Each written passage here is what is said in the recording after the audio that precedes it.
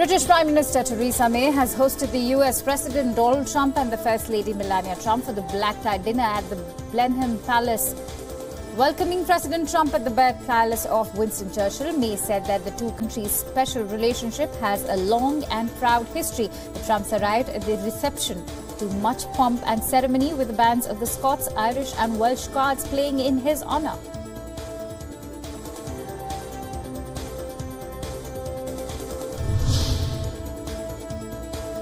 US President Donald Trump and his wife Melania have been greeted with pomp and circumstance, along with protesters as they arrived at Blenheim Palace for a gala dinner with British Prime Minister Theresa May. The Trump were on their first official visit to the United Kingdom. Anti-Trump protesters with critical signs and placards were lining the roadway leading to the palace near Oxford.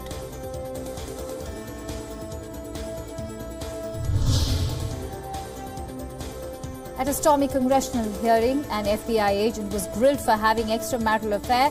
The FBI agent, Peter Strzok, and former FBI lawyer Lisa Page had an affair during the 2016 presidential election campaign and had exchanged politically charged text messages. The FBI agent had criticized then presidential candidate Donald Trump and former US President Bill Clinton in those messages.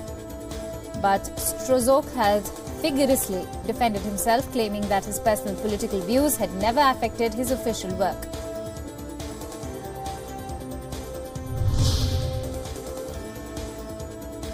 US President Donald Trump has released a letter he recently received from North Korean leader Kim Jong-un. After releasing the note, President Trump has also praised the great progress being made in talks with Pyongyang. The letter is dated July 6th and was given to Secretary of State Pompeo delegation to deliver it to President Trump. This happened while Mike Pompeo was in Pyongyang last week to continue talks on denuclearizing the Korean peninsula.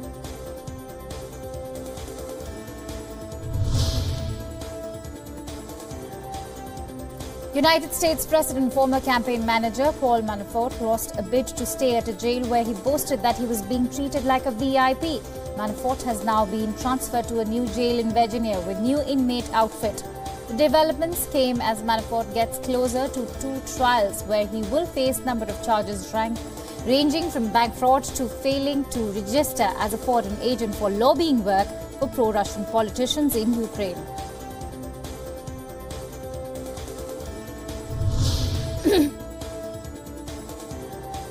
American adult film star Stormy Daniels was arrested in a strip club in Ohio. Daniels, whose real name is Stephanie Clifford, has alleged that she had an affair with President Donald Trump in 2006.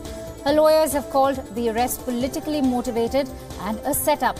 Daniels is in police custody and is expected to face a misdemeanor charge.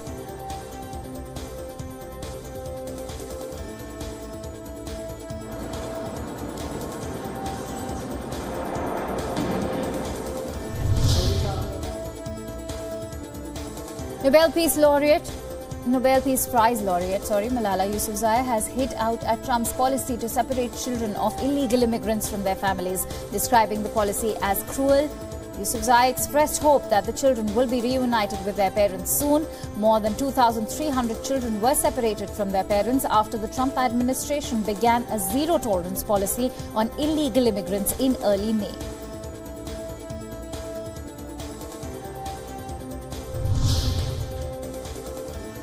More than 2,000 Greeks took to streets of Athens to protest against the US and the ongoing NATO summit being held in Brussels. The march was carried out to protest against the US-led NATO intervention in the West Asia crisis, urging America to stop meddling in the civil affairs of Syria.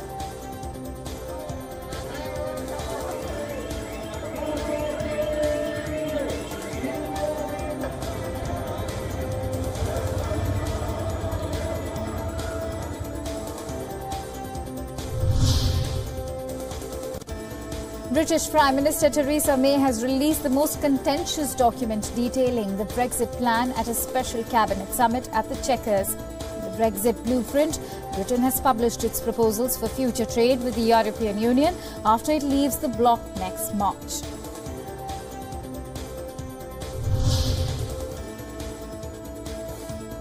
Prince Harry and music star Elton John are joining forces to launch a global coalition which will focus on treating HIV infections in men.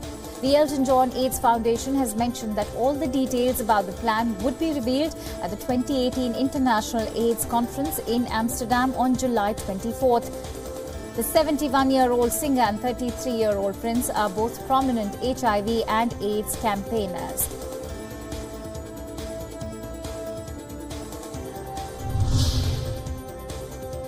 The United Nations General Assembly is set to agree to a new global compact on migration. In a press conference at the UN headquarters, the UN General Secretary Antonio Guterres has highlighted the potential to harness the benefits of orderly migration. The United Nations also noted that over 60,000 people on the move have died since 2000, and migrants or refugees are often demonized and attacked. With negotiations on the Global Compact for safe, orderly and regular migration expected to conclude on Friday in New York and formal adoption to take place in December in Marrakech.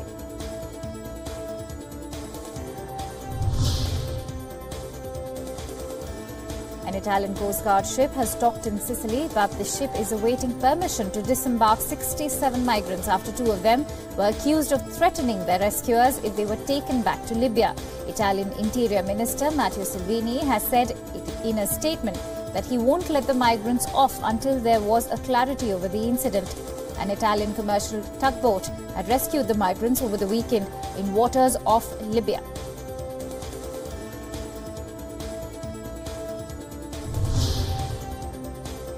After Washington's ill-advised tariffs against China took effect on July 6, China retaliated with tariffs on the same day. While China's move is set to impact a slew of U.S. agricultural products and industries, including soybeans, the Chinese soybean market will bear limited impact on the trade war. China may diversify its import channels on the soybean crop to reduce the risk of international trade. Adjusting the structure of soybean import structure, China has increased the share from South American and Asian countries.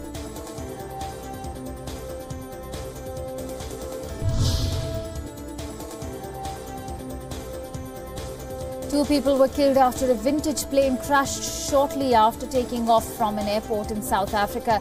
The 64-year-old plane was being flown on a test flight in preparation for a journey to the Aviodrome Aircraft Museum in the Netherlands. Footage of the plane showed one engine billowing dark smoke shortly before it crashed into a nearby factory.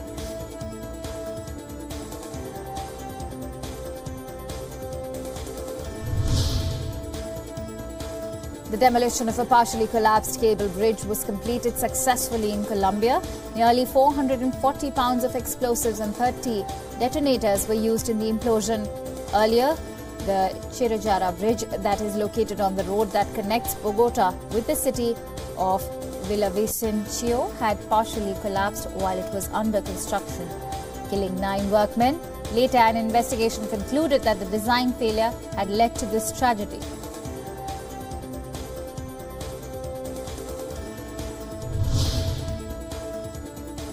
The death toll due to floods in Japan has risen to 200 even as intense heat and water shortage raises fear of disease outbreaks in the region. More than 200,000 households have no water after torrential rains caused flood leading to landslides in western Japan. The Japanese government has sent water trucks to the disaster-hit area, but the supplies still remain limited.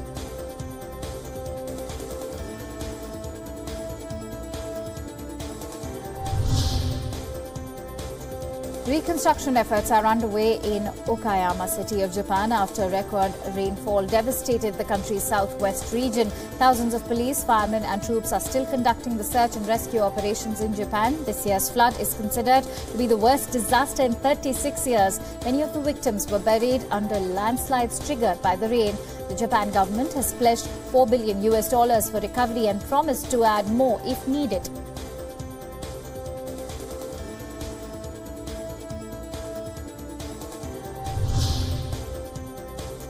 A portion of a multi-level luxury shopping centre in Mexico City has collapsed. No deaths or injuries have been reported so far. The shopping centre, called Arts Pedregal in the south capital, opened in March this year. The massive 1.5 million feet complex houses brands like Gucci, Montblanc, Perelongue and the first Starbucks Reserve bar locale in Mexico. It was designed and built by the firm Grupo Sordo Madaleno.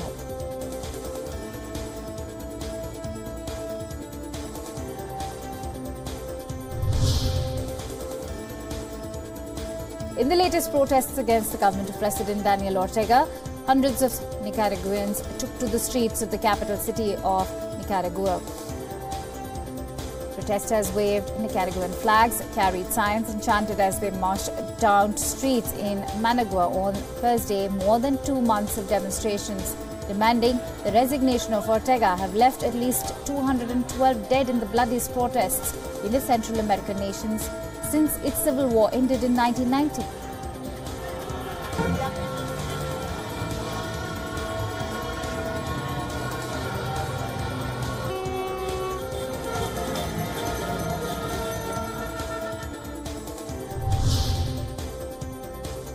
People in Iraq are protesting in Basra oil fields, demanding for job opportunities and high-quality services from the Iraqi government. The security forces guarding oil fields in Talha district in Basra opened fire at a group of protesters in order to disperse the protests. 2 protesters were wounded in the incident and were rushed to the hospital. The tensions over basic services have come at a sensitive time when Iraqi political blocs are attempting to form a coalition government.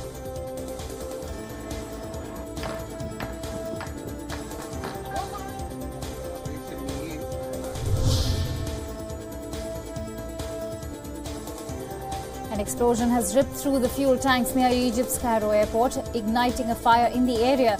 At least 12 people have reportedly been injured in the explosion. The cause of the explosion was not immediately known. Eyewitnesses' video shows a large fire burning in distance, lighting up the Cairo skyline. The firefighters had brought the fire under control.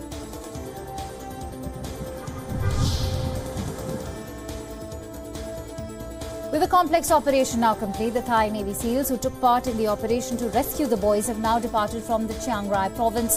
The Thai Navy SEALs had been pressed into service in the aftermath of the boys being trapped in the flooded cave in Thailand.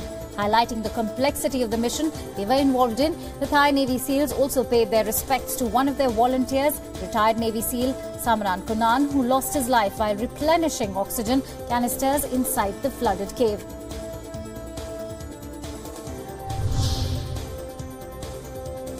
After the miraculous rescue of the Thai children from the cave, the ambassador of Thailand to India has thanked the Indian embassy in Bangkok for the help offered. In a letter, the Thai government has thanked India for the generosity offered through public and private sectors.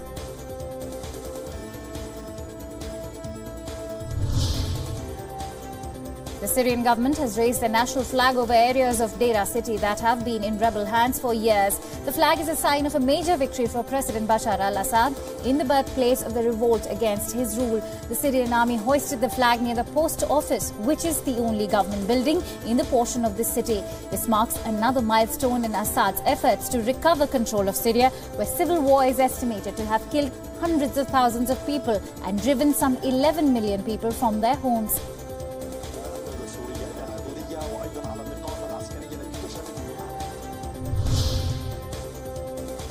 Chilean fishermen are working to recover hundreds of thousands of salmon that escaped from a fish farm near the southern city of Calbuco. The environmentalists have warned the Chilean government about the possible risks of the salmon if they are eaten by humans.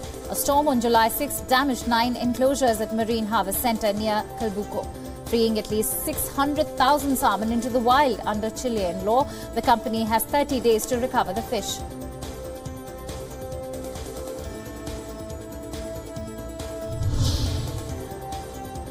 A magnificent merger was formed when China's Yellow River met with Bohai Sea near Shandong province. The spectacular scene is an annual occurrence in the monsoon season between July and October, where the Yellow River sees a surge in water due to the rains.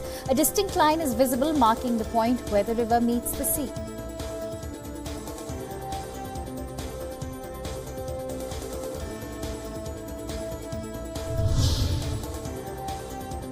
A trio of 3-month-old lion cubs made their public debut at the Riverbank Zoo and Garden in South Carolina. The cubs stepped out for the first time into their exhibit enclosure along with their mother. The lion cubs have spent the last 3 months growing and capturing the attention of a growing fan base on their popular cub cam on the zoo's website before making their debut.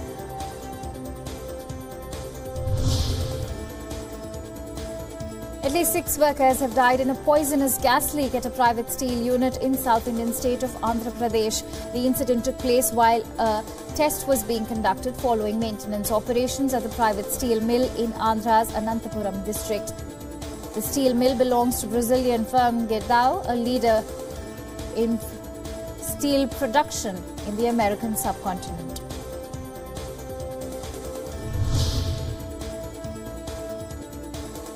Domestic stock markets hit fresh lifetime highs due to an upbeat investor sentiment and positive global cues yesterday. The Bombay Stock Exchange Sensex surged over 400 points to register a fresh record high, while the Nifty 50 index crossed the 11,000 mark after a gap of 5 months.